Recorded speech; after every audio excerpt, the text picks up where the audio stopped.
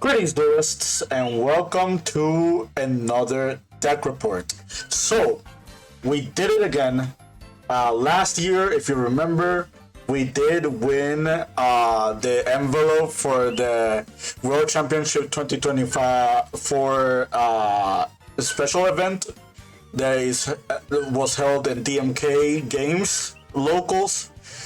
This year, we won the one for 2025, which was held in Titan Games. So this is an incredible feat. We go back to back on like winning this, and for me this is a big deal because it kind of shows you that if you actually like know about the game and you actually practice and you do well for the format and you have a really good meta call, you can do very well. Like even in the sea of like very accomplished players that just play alongside you. But yeah, I just kind of wanted to talk about this a little bit because as you guys already know, I have not flown to any YCSs. I've only went to the World Championship qualifiers like once, which is where I got this full loss mat. And I don't get to travel to too many events. So whenever big special events like these happen and I end up like winning them, it just kind of feels that you accomplish something with all your dueling prowess, even though you don't go to that many places. And for me, that's what Yu-Gi-Oh's all about. Like for me, it's like if you do very well and you practice enough, and you, more importantly, just have fun at the game. Like some of these stuff will happen, and like this, my accomplishments have not been ignored. But yeah, enough of this. Let's go on to what did I play. So I played Lunalight again. The main reason for picking Lunalight for this particular event is because out of all my deck options that I had available, this is the one that had the least amount of issues. Like you will see that this main deck is literally almost the same main deck as the last profile, only with just like one card different. And like if I look at every other option that I have, none of them come as close to Lunalight as a really good option. Like I could have played Draco Tail, but I just didn't feel comfortable enough with Draco Tail for this event. Malice was not really a good choice for me either. Gem Knights were not available for this event because it was not available for the World Championships last week. Even though the set already, the Battles of Legends sets has already arrived in Europe. Like really, there was not that many options that I just felt comfortable with. And that just kind of left Lunalight like one of the only ones. So the other really good thing about Lunalight for this event is I didn't have to worry about Mitsurugi being around. I didn't have to worry about like Orchest at full power, even though I did face Orchest at this event, funnily enough. And they were undefeated by round 3, which was really impressive. Shoutouts to Glenn. Like yeah, most of the Vanquish Soul players at my locals opted not to play Vanquish Soul, which was also something that really benefited me a lot because that is our worst matchup. So yeah, overall it just looked like a really good idea to play Lunalight at this event. But yeah, before we get on with the profile, I kind of just want to bring up this is probably going to be my last deck report involving Lunalight, despite the amazing record that this deck has been done. I just don't want to keep playing the same deck every single week. Doom of Dimensions is coming out very, very soon, and I kind of just want to make sure that I kind of am prepared for next format. I will probably play Lunalight like on a really big event if I feel like it's the right meta call. But so far, I think that we really don't need to like play this deck every single week and just show you me going like 20 games deep into it, or like just a million victories all around. I kind of want to keep experimenting the format. There are other decks that I really want to play. So yeah, that's pretty much it. Let's get on with the profile, and then we'll talk about some changes that I thought about and theorized, just to make this profile not as boring as every other Lunalight deck that you've seen in the past. Alright, so 3 Gold Leo, 2 Kaleido Chicks, 2 Black Sheeps, 2 Silver Hounds, the Emerald Bird, the Martin, the Wolf, the Tiger, and the Fractal. I did not miss any hand traps. I don't think I really needed them. Like for this deck, like a lot of people were like asking, like bringing up, what does this deck feel like? Like this deck is pretty much like Memento. If you've seen Memento, in that deck doesn't play that many hand traps to begin with. That deck is pretty much just a fusion centric deck that just plays a lot of sequences with your cards. So yeah, I feel like this ratio is just perfect. There's really not much I could do. There was one game where I did miss the third Black Sheep. The third Black Sheep did come up, but that was a game where I got Retaliating Seed specifically, and I still won that match, so it kind of worked out. Spells: Tenki, Masquerade, Eclipse, Perfume. This is the big change. In the world's ban list, Forge Burial Goods was not at 3, it was at 2. So the replacement for the Foolish Goods was Dark Ruler No More. And I never drew this card, but this card was here for one reason, and I will explain it once we get to talking about my rounds.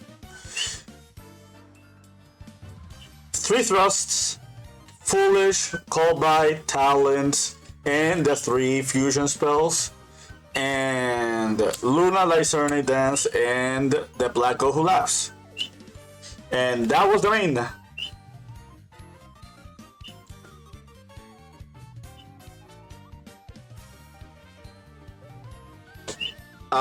Anything else I missed? I actually did not miss anything. I felt like this main deck was pretty much perfect. Like, obviously I would have played the third goods if it was available to me, but it wasn't for this event, so I opted for the Dark Ruler.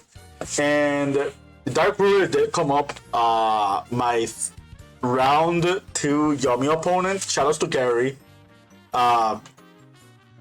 He ended on Herald of Arclight, and this deck is really weak to Herald of Arclight. So just having a natural out to it in your deck, besides just the Book of Eclipse, is really strong. Especially since Book of Eclipse can get Dominus Purged. That's something really important to bring up.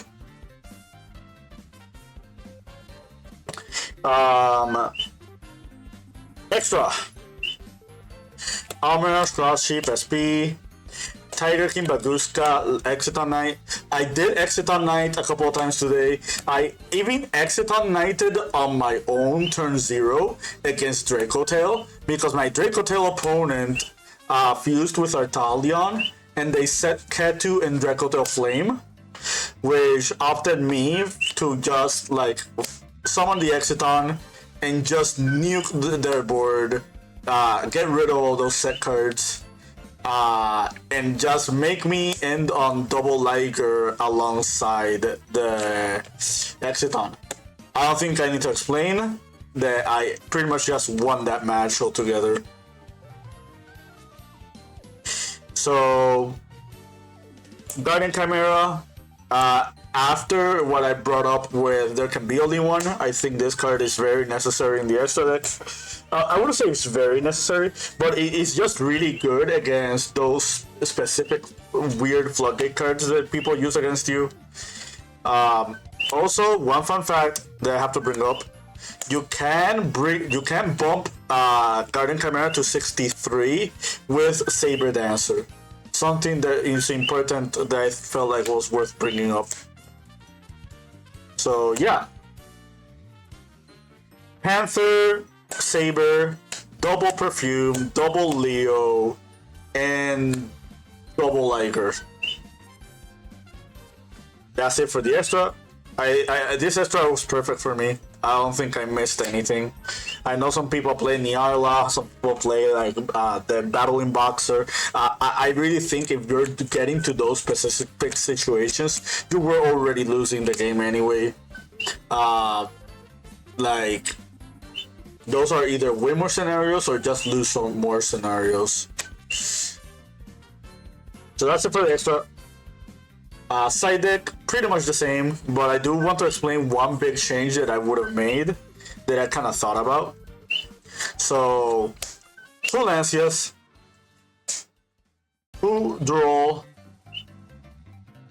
2 Perolias, 3 Fualas, 2 Heavy Polys, 2 Droplets, Feather Duster, and Dimensional Barrier. I just wanted another defensive card to set besides the Black Goat. This could be helpful against like other fusion decks. Like once you have Liger established on board, she's unaffected by everything, so you don't have to worry about Barrier negating your own Liger Dancer. That just doesn't happen. Yeah. I don't think I regret playing this. I faced 2 Draco Tails today, so this being able to be used as a safety net against that deck is already really strong. So something I would have changed. So something I thought about playing in this deck was, let me show you. It was triple Cosmic Cyclone. I thought about this card for the entire past week. My theory behind this card was that against Vanquish Soul, you get rid of the Vanquish Soul start, and that's literally the only problematic card against your deck. Like, after you get rid of the Vanquish Soul field spell with this, like, just summoning, like, Liger is just very detrimental for your opponent because you're just gonna keep blowing up every Vanquish Soul. Especially if you have Silverhound set up to just negate their Snow Devil. This is also really good against Yummy because if you just Cosmic away the Mignon, Yummy literally just loses the game. They have no real outs to Liger if you get rid of that card. More importantly, with this card. This also is really good for the Draco Tail matchup because what makes Draco Tail very problematic as a deck is the Draco Tail Flame card. And just having a card that can just pinpoint to the Draco Tail Flame and just force its activation and make way for your other cards is already really strong. But yeah, this is a card that I really do think is not bad this format.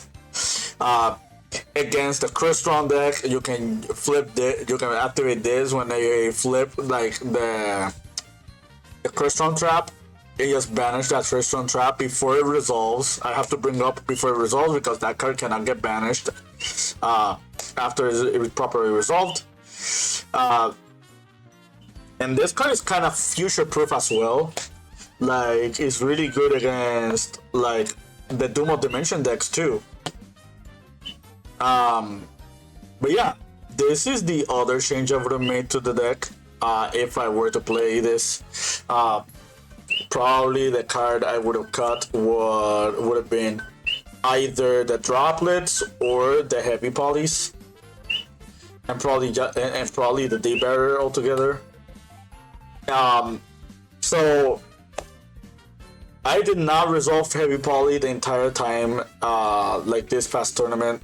I do understand that playing 3 of this and 3 thrusts means that like this card will always be a looming threat against your opponent. But again, it's all very strictly theory, and not exactly sure if I would have done it.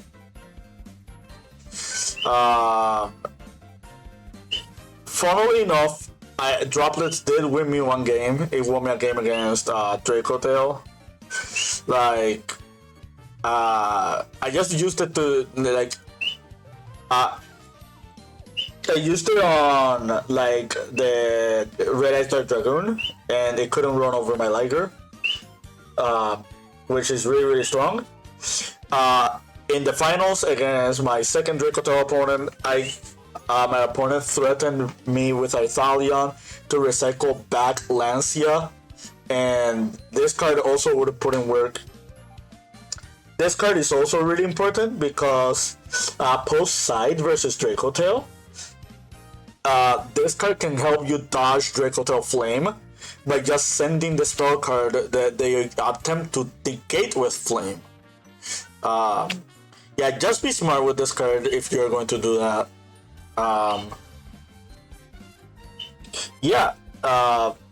So maybe one of these changes would have been the Cosmics, but so far I actually do like the rest of the side deck, all things considered.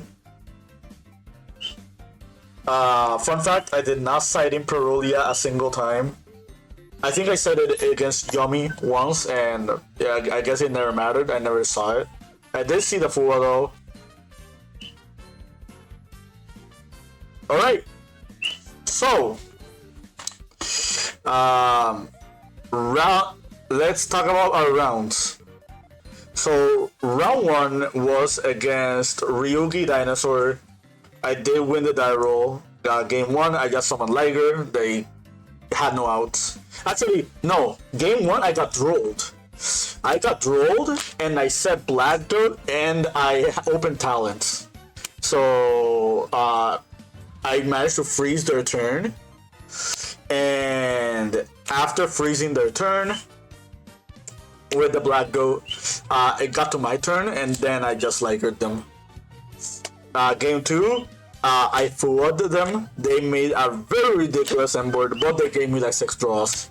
And out of those 6 draws, they gave me Lunalight Fusion, and I activated the Lunalight Fusion, and they let it resolve. I just fused 3 names from hand and a Leo Dancer, and it got me to the first Liger, and the Liger just outed his entire board. So that was it for round 1. Round 2 was against Yummy. It was a really close game. Like game 3, it pretty much went down to the wire because I fooled them, and they passed, but they had like 4 hand traps, and those 4 hand traps literally stopped me entirely. So it made it pretty much became a top deck war, and I top deck 10k for game.